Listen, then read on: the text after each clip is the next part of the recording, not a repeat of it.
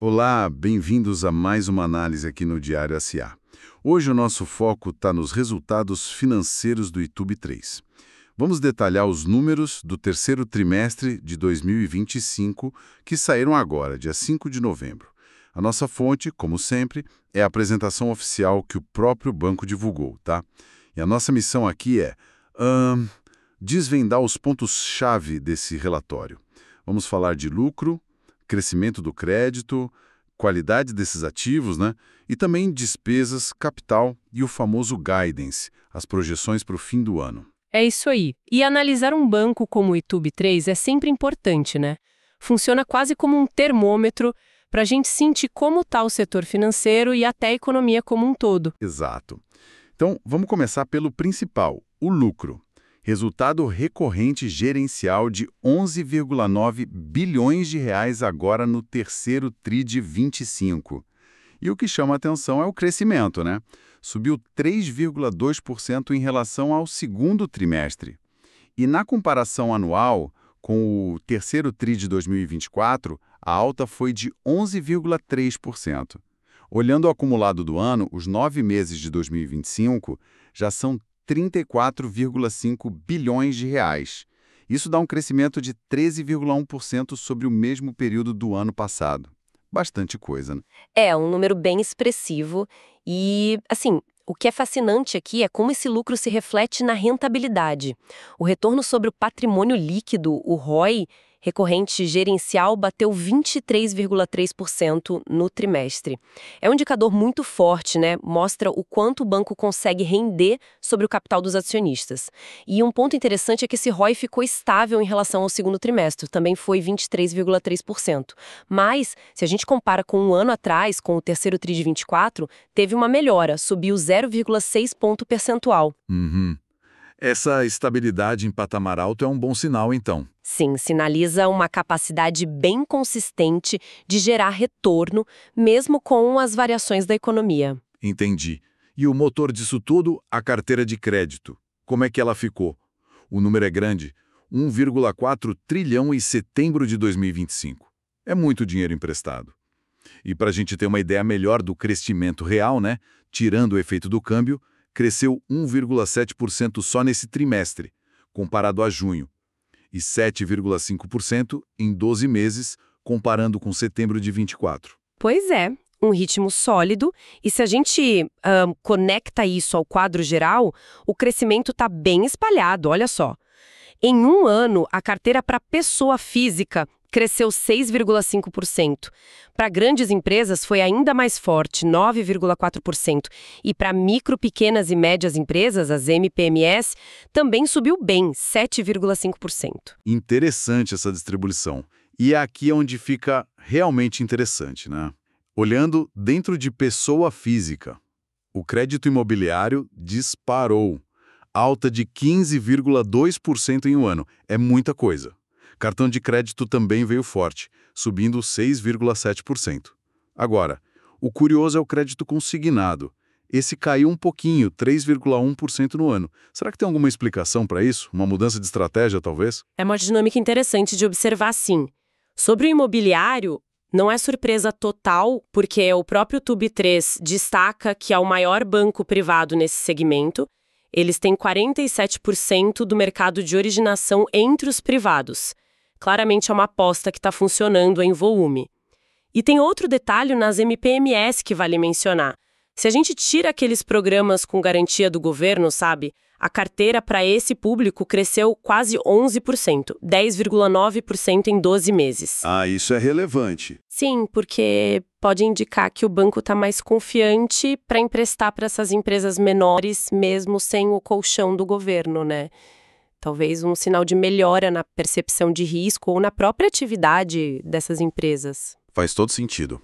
Bom, e com todo esse crédito na praça, como é que ficaram as margens financeiras? A margem com clientes, que é o ganho direto com empréstimos e captação, atingiu 30,5 bilhões no trimestre. O crescimento contra o TRI anterior foi pequeno, 0,5%, mas contra o ano passado a alta foi bem expressiva, 11,0%. Já a margem com o mercado, aquela que depende mais das tesourarias, né, foi de 0,9 bilhão, Melhorou em relação ao segundo TRI, o que é bom, mas no acumulado do ano ainda está bem abaixo, né? Uma queda de 23,7% nos 9 meses. Exatamente. A margem com clientes, que é o coração do negócio bancário, foi ajudada pelo quê? Pelo volume maior de crédito, um mix de produtos que rende mais e também pela gestão dos passivos. Isso compensou outros fatores. Agora, a margem com o mercado. Essa é volátil por natureza. Depende muito de juros, câmbio, preço de ativos. A recuperação no trimestre é positiva, mas a queda no ano mostra como é difícil prever ou estabilizar essa linha. Entendido. E além do crédito, tem a receita de serviços e seguros, que é outra fonte super importante. Como foi? Somou 14,7 bilhões no terceiro TRI, cresceu 4,0% sobre o trimestre passado e 7,1% sobre um ano atrás. Parece bom também. Sim, foi um bom desempenho. E se a gente olha o que puxou isso, o resultado de seguros foi o grande destaque. Cresceu quase 18% no ano, 17,8% para ser exata. Isso veio muito de seguro de vida e prestamista. Os prêmios ganhos nesses produtos subiram 17,3% nos 9 meses. O banco até diz que tem 25% desse mercado de seguros. É uma fatia considerável. Nossa, bastante mesmo. E não foi só seguro não, a administração de recursos também cresceu bem, quase 10% no ano. Pagamentos e recebimentos, tipo conta corrente, cartão, subiu 8,0% e a parte de assessoria financeira, corretagem, também avançou bem, 9,8%. E eles fizeram questão de destacar a liderança em renda fixa, originaram 91 bilhões nos 9 meses. Mostra a força da plataforma de investimentos deles também. Ok, então temos um lucro forte, crédito crescendo, serviços indo bem. Mas e a qualidade disso tudo? A inadimplência, o famoso NPL. Os números mostram estabilidade. O NPL acima de 90 dias ficou igual a junho. No Brasil, 1,9%. No consolidado, que pega a América Latina, 2,0%. E a inadimplência mais curta, de 15 a 90 dias, também ficou estável. Para a pessoa física, em 3,6% e para o total Brasil, em 1,7%. Isso parece muito bom, né? Considerando que estão emprestando mais. Exato. Isso levanta uma questão importante. Ou melhor, mostra um ponto positivo. Apesar de a carteira ter crescido bem, como a gente viu, os indicadores de calote não pioraram no trimestre. Isso é um sinal, assim, de que a expansão está sendo feita com um bom controle de risco, pelo menos até agora. A carteira renegociada, por exemplo, também não aumentou como proporção do total. Ficou estável em 3,2%. Parece que a gestão de risco está atenta. Certo. E o reflexo disso no custo do crédito? Aquela provisão para devedores duvidosos, a PDD. Quanto foi? Somou 9,1 bilhões no trimestre. Subiu só um pouquinho, 0,6% em relação ao trimestre anterior. Mas na comparação anual com o terceiro TRI de 24, aí o aumento foi maior, 10,9%. Como a gente interpreta esse salto anual? Boa pergunta. É preciso colocar em perspectiva. Se a gente olha o custo do crédito anualizado como um percentual da carteira média, ele ficou estável. Foi 2,6% no terceiro TRI, igualzinho ao segundo e ao primeiro TRI de 2025. Então, o que isso sugere? Que esse aumento nominal para 9,1 bilhões está acompanhando em grande parte o próprio crescimento da carteira. Ou seja, o banco está gastando mais em provisão porque está emprestando mais, mas o custo por real emprestado não subiu. Entendi a lógica. Mas claro, é um número para ficar de olho, né? Principalmente se o crédito continuar acelerando forte, como o guidance agora sugere. Falando em custos, vamos para as despesas não decorrentes de juros. Aquelas despesas administrativas, pessoal, tecnologia. Totalizaram 17,2 bilhões no trimestre. Uma alta de 4,0% sobre o TRI passado e de 7,6% sobre o ano anterior. O que está puxando isso para cima? Olha, os principais aumentos vieram de tecnologia, que subiu bastante, 17,3% no ano. As despesas com transações, tipo processamento, também subiram bem, 9,9%. E as despesas comerciais e administrativas mais gerais subiram 4,3%. Esse gasto com tecnologia, embora pese agora, é visto como um investimento estratégico, né? Para digitalizar, ganhar eficiência, segurança. É algo que todos os grandes bancos estão fazendo. Sim, faz parte do jogo hoje em dia. Mas tem um contraponto positivo nessa história de custos, né? O índice de eficiência consolidado. Ele melhorou no acumulado do ano. Caiu de 39,0% nos 9 meses de 2024 para 37,5% agora em 2025. E quanto menor esse índice, melhor, certo? Exatamente. Essa melhora significa o quê? Que as receitas totais do banco cresceram mais rápido do que as despesas operacionais nesses 9 meses. Isso gera um ganho de eficiência.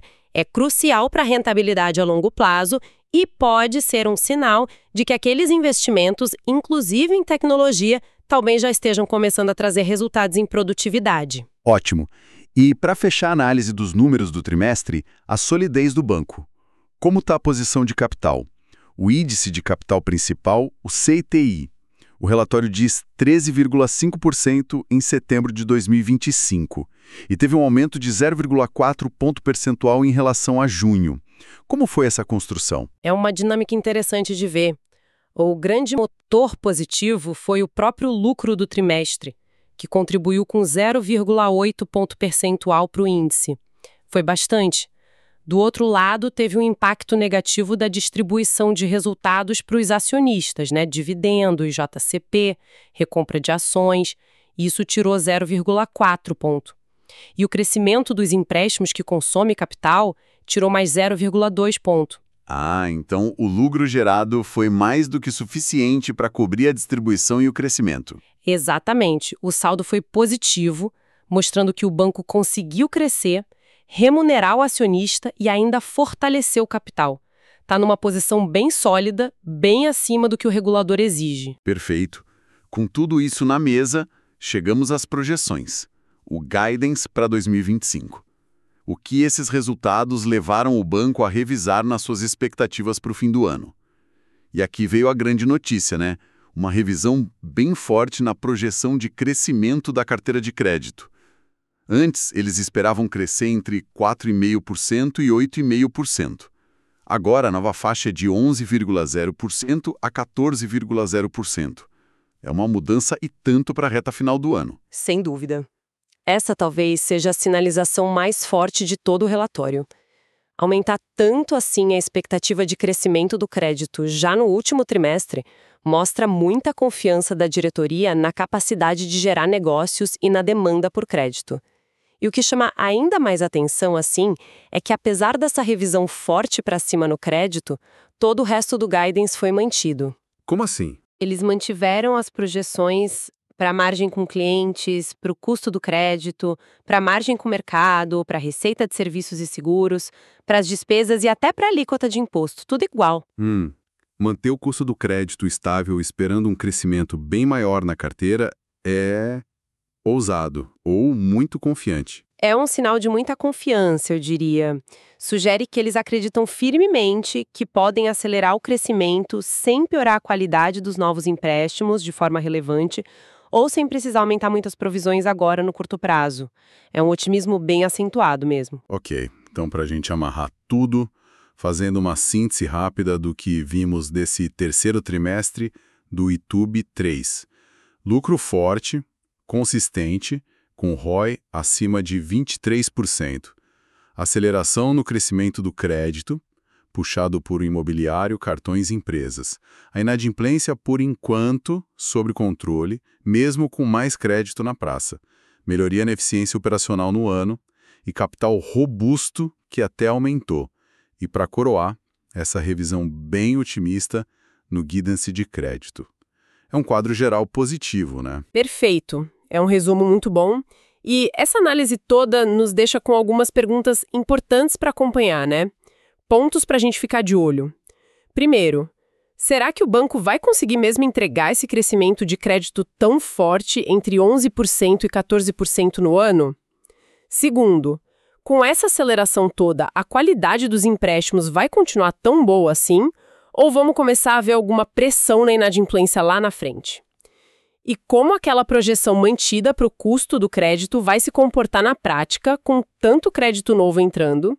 E claro, né, os fatores externos, juros, inflação, atividade econômica, como eles vão influenciar os próximos resultados? São as perguntas que ficam no ar. Excelentes pontos para reflexão. Essa tensão entre acelerar o crescimento e manter a qualidade e a rentabilidade vai ser, sem dúvida, o que todo mundo vai olhar nos próximos trimestres. Fica a pergunta no ar. Essa aceleração é um novo normal para o banco, algo sustentável, ou é um impulso mais concentrado agora no fim de 2025? É algo para a gente observar bem de perto. Bom, pessoal, essa foi a nossa análise detalhada dos resultados do YouTube 3. Esperamos que tenha ajudado a entender melhor os números. E se você gosta desse tipo de análise, não esquece de clicar em seguir o Diário SA para não perder os próximos conteúdos. Episódio criado por Clayton, o criador do Diário SA. Até a próxima!